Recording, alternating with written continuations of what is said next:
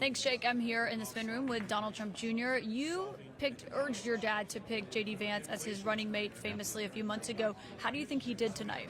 I thought it was a masterclass. It was just an incredible performance, just real command of the facts. Didn't let sort of the fake fact check, try to steamroll him. He came back with actual facts.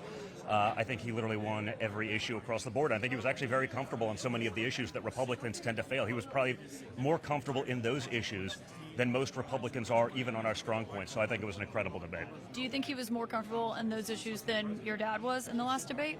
Well, I don't think, it wasn't necessarily a 3-on-1 debate. It started that way. I think J.D. Vance shut that down, and there were rules, and we said they should be enforced. Those rules were not enforced with my father. I think what happened in his debate was absolutely disgusting, and I think the American people witnessed that. I think they saw the bias that's out there in the media. I think they see that we are literally up against $1 trillion of mainstream media. You're up against $1 trillion of big tech functioning as the marketing department for the other side. But the reality is, Kaitlan, the world is watching what's going on right now. They see it when they go to the grocery stores on a daily basis.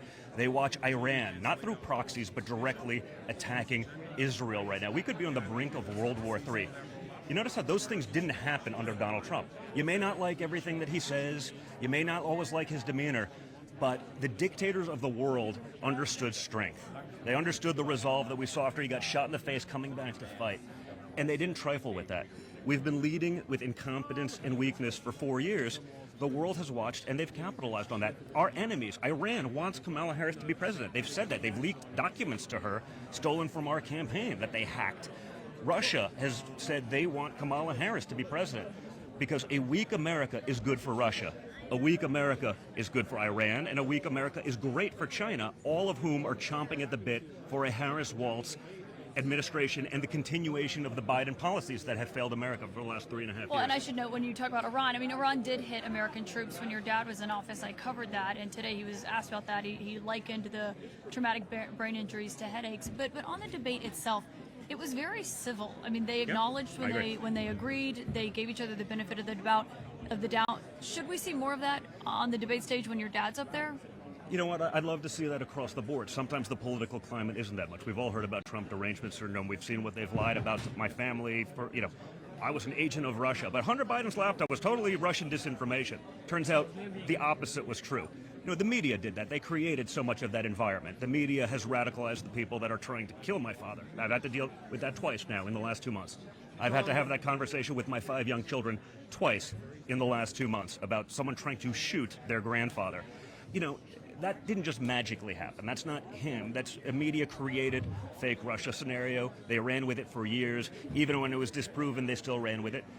That environment wasn't just created by Donald Trump. Okay, but can I say, you can't blame, and everyone wants your dad to be safe. No one wants the threats against his life to happen, but you can't blame the media for those threats. There's been no evidence that's what drove those. And allows people to have a platform to call someone literally Hitler every day for 9 years, it creates it. Okay. Whether you want to believe it or not, that's a fact. But as you know, J.D. Vance once likened your dad to Hitler as well. He questioned if he was America's Hitler. But I want to talk about the debate.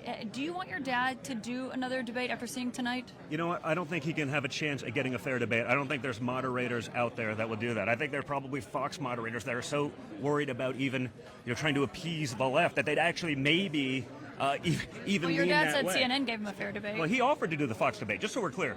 My father, weeks ago, said, I'll do a Fox debate too. Kamala Harris turned that down because she can only go in, she can only do an interview with a sidekick like Tim Walz on her side. She can only do it when she knows she's going to have that upper hand. So I don't think in this environment you can do it. The reality is this. What's unique about this election is you had 4 years under Trump. You had 4 years under Harris-Biden. We know the policies are going to be the same because she cut and pasted them onto her webpage and didn't even change the source code. So you can have more of the last 4 years, or we can go back to a time of peace and prosperity. It's a very simple choice. But people can go into a grocery store today. Are you better off now than you were 4 years ago? And the answer is no. On your argument about your dad doing another debate, obviously he has said right now that he thinks another debate would be too late. But is he letting J.D. Vance, his running mate, would be his vice president, have the last word in that case? Are you okay with that? I'm fine with it. I think they get along great. I think, again, J.D.'s debate performance tonight totally speaks for itself. The reality is this. I commented on Twitter. I'm watching. Tim Walz is listening to J.D. I think he's voting for us. He was nodding along in agreement on all of the things that JD was saying, because he actually spoke with facts. He called out all of the nonsense, and I think it was an absolute masterclass performance. Well, and Vance said he agreed with Governor Walz on some things as well. Donald Trump Jr., thank you for your time Thanks tonight. a lot.